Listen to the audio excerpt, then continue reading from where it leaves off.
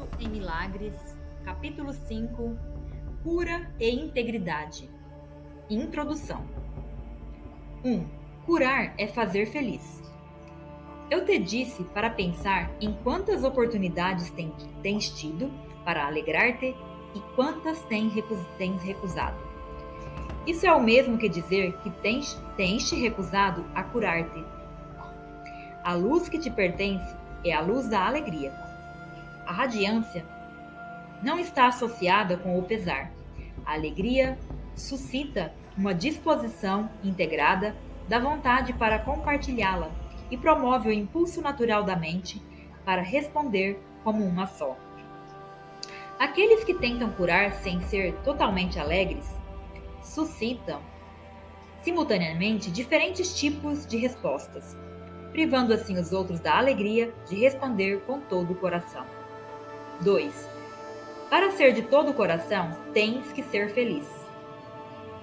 Se medo e amor não podem coexistir, se é impossível estar totalmente amedrontado e permanecer vivo, o único estado possível de forma total é o do amor. Não há diferença entre amor e alegria. Assim sendo, o único estado que é totalmente possível é o de total alegria. Curar ou alegrar é, portanto, o mesmo que integrar e unificar. Por isso, é diferente a que parte ou através de que parte da filiação é oferecida a cura. Todas as partes são beneficiadas e beneficiadas igualmente. 3. Tu estás sendo abençoado por qualquer pensamento benéfico de qualquer dos teus irmãos em qualquer lugar. Por gratidão, deverias querer abençoá-los em retribuição. Não precisas reconhecê-los individualmente, nem eles a ti.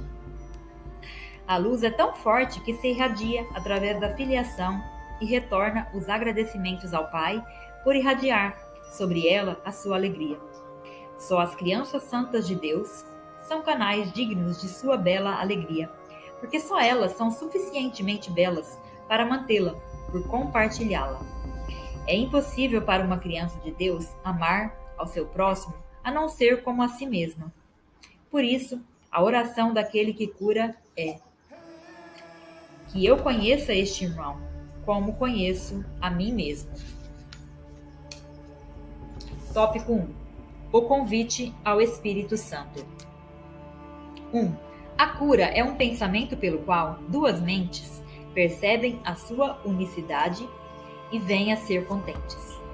Este contentamento provoca todas as partes da filiação a regozijarem-se com elas e permite que Deus se manifeste para elas e através delas. Só a mente curada pode experimentar a revelação com efeito duradouro, porque a revelação é uma experiência de pura alegria. Se não escolhes ser totalmente alegre, a tua mente não pode ter o que ela não escolhe ser. Lembra-te de que o espírito não conhece diferença entre ter e ser. A mente superior pensa de acordo com as leis que o espírito obedece. E assim honra apenas as leis de Deus. Para o espírito, obter é sem significado e dar é tudo. Tendo tudo, o espírito mantém todas as coisas dando-as, e assim cria como o Pai criou, embora esse tipo de pensamento seja totalmente alheio à posse de coisas. Mesmo para a mente inferior, é bastante compreensível no que diz respeito às ideias.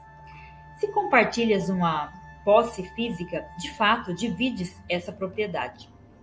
Se compartilhas uma ideia, porém, não a diminuis. Ela ainda é toda tua, apesar de ter sido dada totalmente. Além disso, se a pessoa a quem a deste a aceita como sua própria, essa pessoa a reforça na tua mente e assim a aumenta. Se o conceito de que o mundo é um mundo de ideias é aceitável para ti, toda a crença na falsa associação que o ego faz entre dar e perder desaparece. 2. Vamos começar nosso processo de redespertar com apenas uns poucos conceitos simples. Os pensamentos aumentam por serem dados. Quanto maior é o número dos que neles acreditam, mais fortes passam a ser. Tudo é uma ideia. Como é possível, então, que dar e perder sejam associados? 3. Esse é o convite ao Espírito Santo. Já tenho dito que posso alcançar o que está acima e trazer o Espírito Santo para ti, mas só posso trazê-lo a ti com o teu próprio convite. O Espírito Santo está em tua mente certa, assim como estava na minha. A Bíblia diz, abre aspas, tende em vós a mesma mente que estava também em Cristo Jesus, fecha aspas. Eu uso isso como uma bênção. É a bênção da mente disposta para o milagre. Ela pede que possas pensar como eu pensei, unindo-te a mim no pensamento de Cristo. 4. O Espírito Santo é a única parte da Santíssima Trindade que tem uma função simbólica. Ele é chamado o curador, o consolador e o guia. Ele também é descrito como algo separado, a parte do Pai e do Filho. Eu mesmo disse, abre aspas, se eu me for, eu vos enviarei um outro Consolador, e ele habitará convosco. Fecha aspas. Sua função simbólica faz com que o Espírito Santo seja difícil de compreender, porque o simbolismo é aberto a interpretações diferentes. Como homem e também como uma das criações de Deus, o meu pensamento certo, que veio do Espírito Santo, ou a inspiração universal, ensinou-me, em primeiro lugar, e acima de tudo, que essa inspiração é para todos. Eu mesmo não poderia tê-la em mim sem saber disso. A palavra conhecer é apropriada neste contexto, porque o Espírito Santo está tão próximo do conhecimento que o traz à tona, ou melhor, permite que ele venha. Eu falei anteriormente da percepção superior ou verdadeira, que está tão próxima da verdade que o próprio Deus pode fluir através da pequena brecha entre elas. O conhecimento está sempre pronto para fluir em toda parte, mas não pode se opor. Assim sendo, podes obstruí-lo, embora nunca possas perdê-lo. 5. O Espírito Santo é a mente de Cristo, que é ciente do conhecimento que está além da percepção. Ele veio a ser a separação como uma proteção. Ao mesmo tempo, inspirando o princípio da expiação.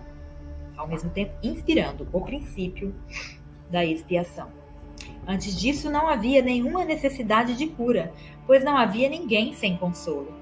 A voz do Espírito Santo é o chamado para a expiação, ou a restauração da integridade da mente.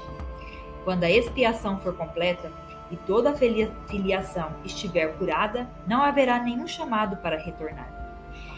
Mas o que Deus cria é eterno. O Espírito Santo vai permanecer com os filhos de Deus, para abençoar suas criações e mantê-los na luz da alegria. 6. Deus honrou mesmo as criações equivocadas de suas crianças, porque elas as tinham feito. Mas também abençoou suas crianças com um modo de pensar capaz de elevar as suas percepções a tal ponto que quase poderiam alcançá-lo de novo. O Espírito é a mente da expiação. O Espírito Santo é a mente da expiação.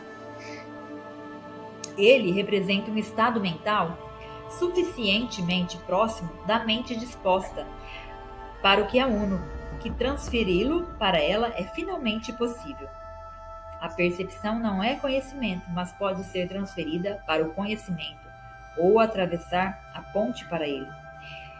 Talvez seja até mais útil usar aqui o significado literal da palavra transferida, ou seja, transportada, uma vez que o último passo é dado por Deus. 7.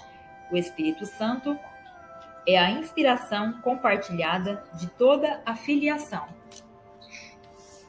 Induz a um tipo de percepção no qual muitos elementos são iguais àqueles do próprio reino do céu.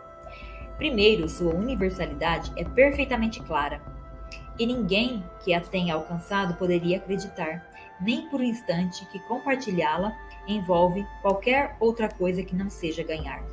Segundo, ela é capaz de atacar e está, portanto, verdadeiramente aberta. Isso significa que, apesar de não engendrar conhecimento, não o obstrui de modo algum. Finalmente, indica o caminho para além da cura, que ela traz e conduz a mente além da sua própria integração, rumo aos caminhos da criação. É neste ponto que ocorre uma mudança quantitativa suficiente para produzir um deslocamento qualitativo real.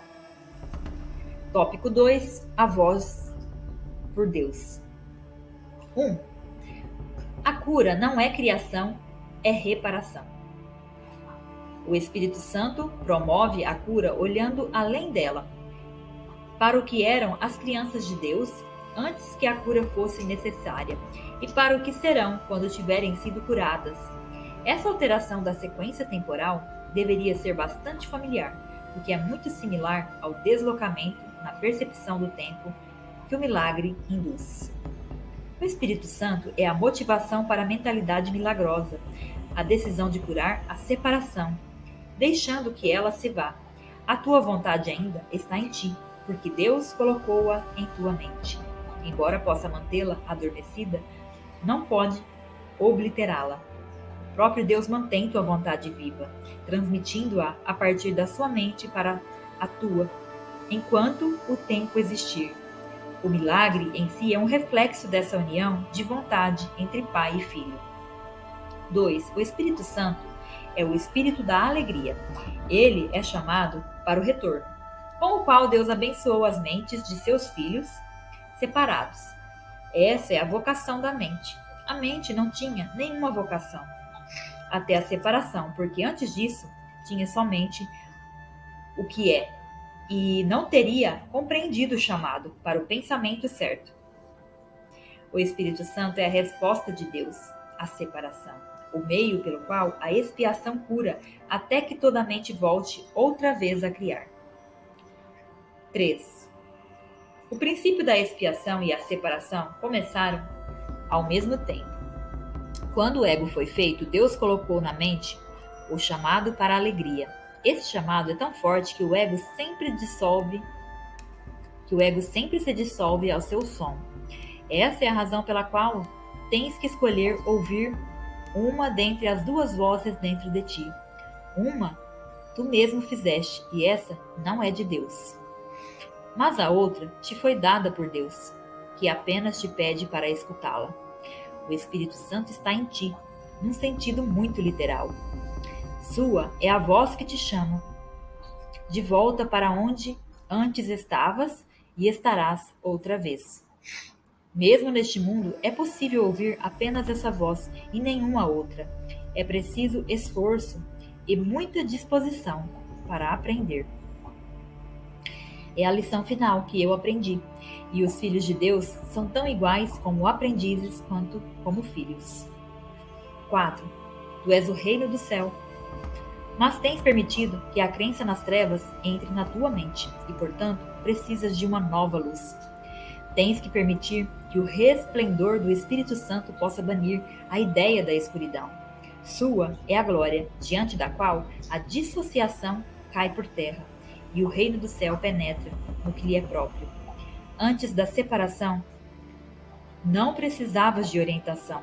Tu conhecias como virás a conhecer novamente, mas como não conheces agora. 5. Deus não guia, porque Ele só pode compartilhar o conhecimento perfeito. A orientação é avaliativa, porque pressupõe que existia um caminho certo e também um caminho errado. Um caminho a ser escolhido e outro a ser evitado.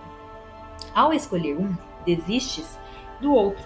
A escolha pelo Espírito Santo é a escolha por Deus. Deus não está em ti em um sentido literal. Tu és parte dele.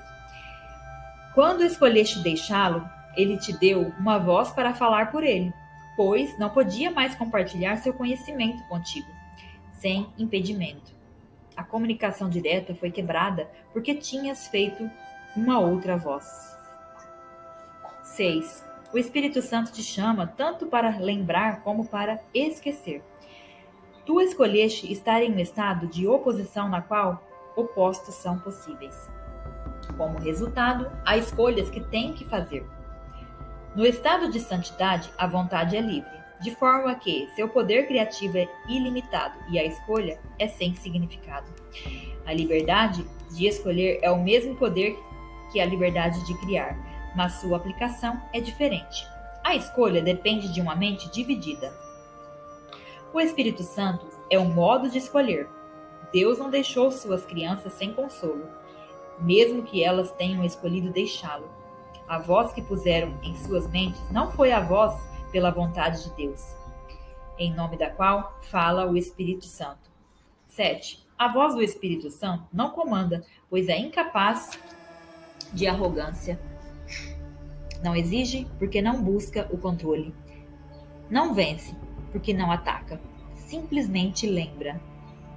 É capaz de compelir devido apenas ao que ela te relembra. Traz à tua mente o outro caminho, permanecendo quieta, mesmo em meio ao tumulto que possas fazer.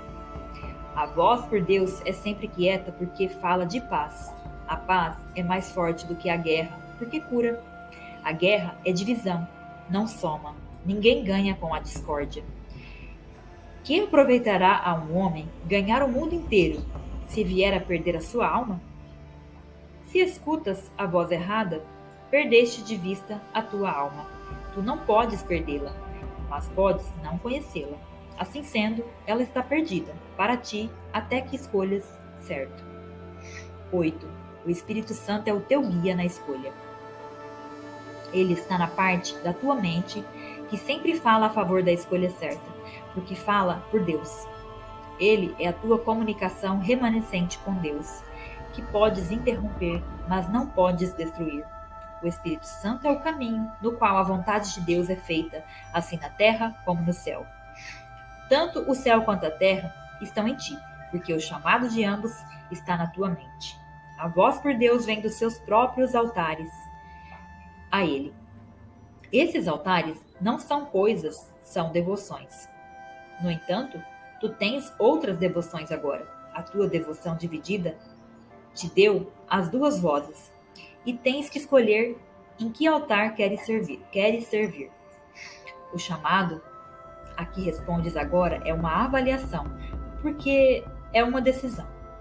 A decisão é muito simples. Ela é tomada tendo por base qual é o chamado que tem maior valor para ti. 9. A minha mente sempre será como a tua, porque nós somos criados como iguais. Foi apenas a minha decisão que me deu todo o poder no céu e na terra. Minha única dádiva a ti é ajudar-te a tomar a minha decisão. Essa decisão é a escolha de compartilhá-la, porque a decisão em si é a decisão de compartilhar. Ela é tomada pelo ato de dar, sendo, portanto, a única escolha que se assemelha à criação verdadeira. Eu sou o teu modelo para a decisão. Decidindo-me por Deus, eu te mostrei que essa decisão pode ser tomada e que tu podes tomá-la. 10. Eu te assegurei que a mente que decidiu por mim está também em ti, que podes deixar que ela mude a ti, assim como mudou a mim. Essa mente é inequívoca, pois ouve apenas uma voz e responde de apenas um modo. Tu és a luz do mundo comigo. O descanso não vem do sono, mas do despertar. O Espírito Santo é o chamado para despertar a ser contente. O mundo está muito cansado porque ele é a ideia da exaustão. Nossa tarefa é a obra alegre de despertá-lo para o chamado daquele que fala por Deus. Todos responderão ao chamado do Espírito Santo. Ou a filiação não pode ser una. Que melhor vocação poderia haver para qualquer parte do reino do que restaurar a integração perfeita capaz de fazê-lo íntegro? Ouve apenas isso através do Espírito Santo dentro de ti e ensina os teus irmãos a escutar assim, como eu estou te ensinando. 11. Quando és tentado pela voz errada, chama por mim, para lembrar-te de como curar compartilhando a minha decisão e fazendo com que ela seja mais forte. Na medida em que compartilhamos essa meta, aumentamos o seu poder para atrair toda a filiação e trazê-lo de volta à unicidade em que foi criada. Lembra-te de que jugo significa união e fardo significa mensagem. Vamos reformular. Meu jugo é suave e meu fardo é leve. Desse modo, vamos nos unir, pois a minha mensagem é luz. 12. Eu determinei que te comportasse como eu me comportei. Mas, para fazer isso, nós temos que responder à mesma mente. Essa mente é o Espírito Santo, cuja vontade é sempre a favor de Deus. Ele te ensina como ter em mim modelo para o teu pensamento e, consequentemente, comportar-te como eu. O poder de nossa motivação conjunta está além da crença, mas não além da realização. O que nós podemos realizar juntos não tem limites, pois o chamado daquele que fala por Deus é o chamado ao ilimitado. Criança de Deus, minha mensagem é para ti, para que a ouças e a transmitas aos outros à medida que respondes ao Espírito Santo dentro de ti.